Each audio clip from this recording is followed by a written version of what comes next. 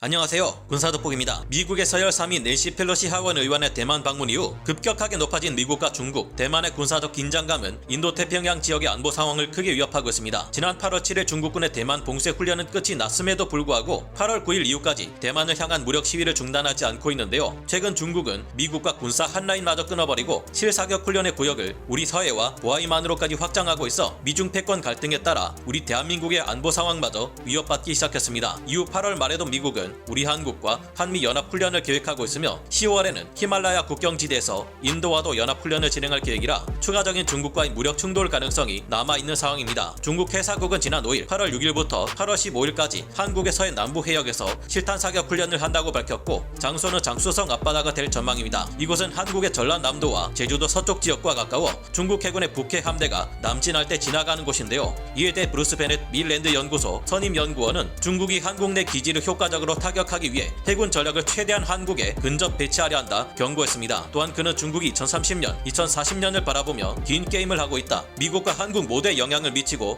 위협할 수 있는 능력을 더 가지려 노력할 것이라 강조했습니다. 갈수록 한미 연합군과 중국 해군의 충돌 가능성이 커져가고 있음에 따라 해외 외신들의 보도를 통해 전문가들이 분석한 미 항공모함 전단과 이에 도전하는 중국의 새로운 푸젠 항공모함 전단의 전력 비교 분석 결과도 등장하고 있습니다. 이에 따라 최근에는 중국 푸젠함의 새로운 스텔스 함재 전투기인 J-35와 미 해군 항공모함의 스텔스 함재 전투기인 F-35C 중 누가 더 강력한지에 대한 냉정한 평가도 등장했는데요. 둘 중 하나가 상대편의 전투기를 압도한다는 평가가 나왔는데 그 실상은 어떠한지 알아보겠습니다. 전문가는 아니지만 해당 분야의 정보를 조사 정리했습니다. 본의 아니게 틀린 부분이 있을 수 있다는 점 양해해 주시면 감사하겠습니다. 중국에서는 5세대 스텔스 전투기로 미 공군의 F-22 랩터를 모방해 청두 항공개발사에서 J-20을 내놓았고 미 해군의 F-35B, F-35C 스텔스 전투기를 모방해 선양 항공개발사에서 FC-31을 내놓았습니다. 그 중에서 새로 개발된 이 FC-31은 최근 J-35라는 정식 제식명과 함께 35001호라는 항공기 고유 번호를 부여받았는데요. 게다가 기존의 J-15 함재기 전투 비행단에 배속되었음을 알 수 있게 하는 부대 마크를 부착하고 청록색 부식 방지 페인팅 대신 실전 배치 항공기에 적용되는 회색 페인팅 도장을 한 채 언론의 모습을 드러냈습니다. 얼핏 보기에는 F-35가 아닌지 헷갈릴 정도로 닮아있는 이 중국의 J-35 함재 스텔스 전투기는 지난 2021년 10월 29일부터 시험평가를 진행해 온 끝에 2023년 003형 푸젠 항공모함의 취역과 연계해 조종사 훈련을 진행하고 있는 상태입니다. 중국의 새로운 푸젠 항공모함은 최근 미국으로부터 가혹한 혹평을 들었고 실제로도 원자력 추진 방식이 아닌 재래식 추진으로는 발생시킬 수 있는 전력이 부족해 전자기식 사출 장치를 통해 함재 전투기들을 이륙시키기는 어려울 것으로 평가받아 왔습니다. 하지만 추후 이 항공모함의 추진 방식을 원자력 추진으로 바꾸거나 영국의 퀸 엘리자베스급 항공모함에 적용된 통합 전기식 추진 등으로 문제를 해결하고 전자기식 사출기의 운용이 가능해진다면 어떨까요? 만약 그리 된다면 중국의 새로운 함재 전투기인 J-35가 레이더로 포착하기 어려운 스텔스 전투기인 것으로 알려진 만큼 미국의 함재 전투기인 F-35C와 비교될 수 있는 전력인지 살펴봐야 할 겁니다. 그런데 지난해 12월 1일과 지난 6월 22일 해외 군사 전문지인 더 드라이브의 기사에서는 중국의 J-35가 미 해군의 F-35C를 닮아있을지라도 동등한 기능성과 성능을 발휘하려면 해결해야만 할 문제들이 산더미라고 지적했습니다. 지난 1월 15일 또 다른 해외 군사 전문지인 밀리터리 와치 매거진에서도 크게 다르지 않은 견해를 내놓았는데요. 첫째로 J-35는 조종석의 위치가 잘못되었으며 조종사에 대한 보조체계가 미흡하다는 문제가 있습니다. 통상적으로 전투기의 조종석은 조종사의 시야를 확보해주기 위해 동체의 3분의 1 지점에 설치됩니다. 하지만 중국의 J-35는 F-35C를 모방해 조종석을 동체 앞쪽으로 가장 근접 설치하는 실수를 저질렀는데요. 지난 7월 22일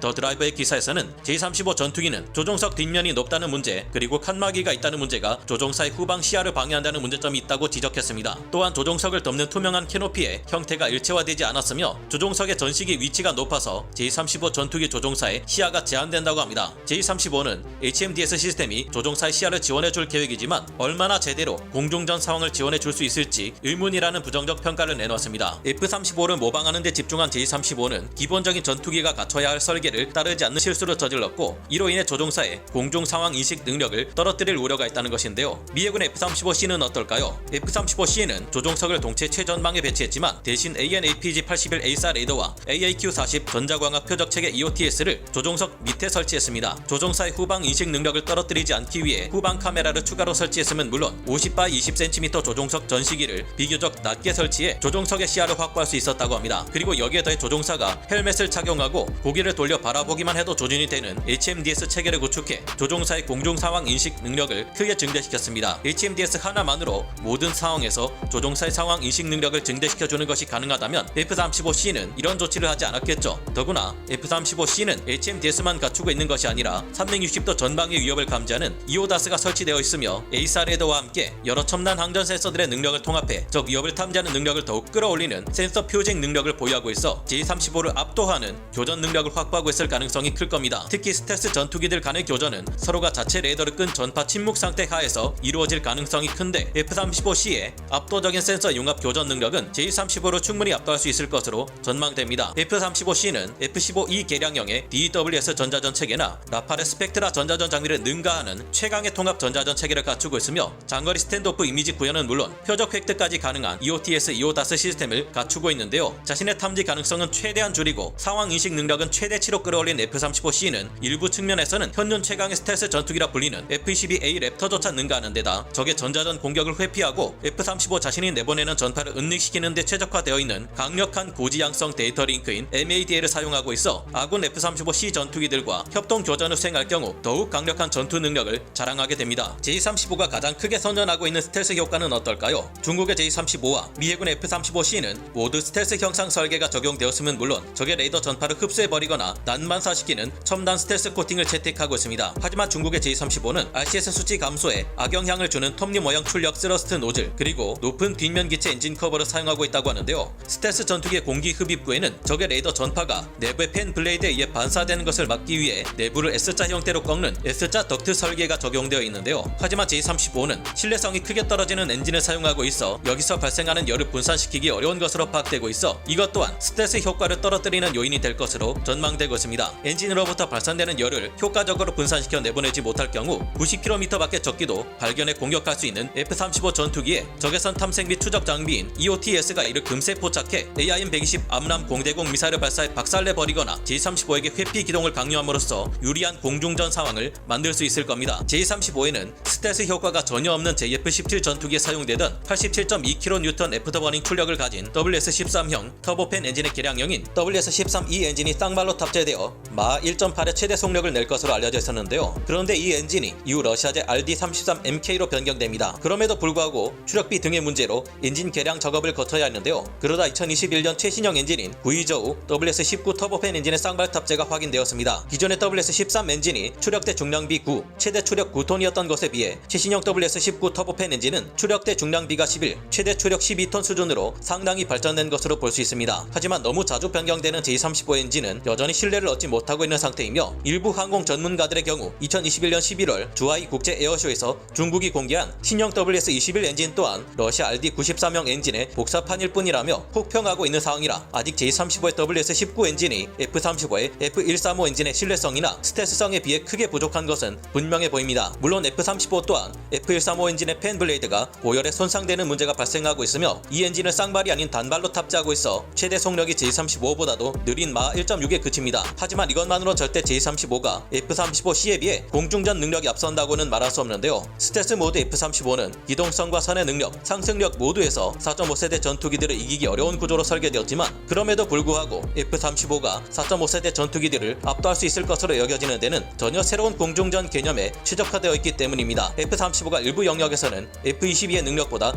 크게 앞설 것이라는 말이 나오는 데는 다 이유가 있는데요. 이 같은 능력을 과연 중국의 J-35가 따라할 수 있을지 의문인데 사실 오늘 알아본 것만으로도 J-35는 F-35에 맞설 수 없다는 결론이 나오는 듯합니다. 하지만 다음 기회에 F-35가 J-35에 비해 얼마나 더 앞선 공중전 능력을 가지고 있는지 살펴본다면 여전히 미국과 중국의 기술력 격차가 엄청나다는 것을 알 수 있을 겁니다. 오늘 군사 돋보기 여기서 마치고요. 다음 시간에 다시 돌아오겠습니다. 감사합니다. 영상을 재밌게 보셨다면 구독, 좋아요, 알림 설정 부탁드리겠습니다.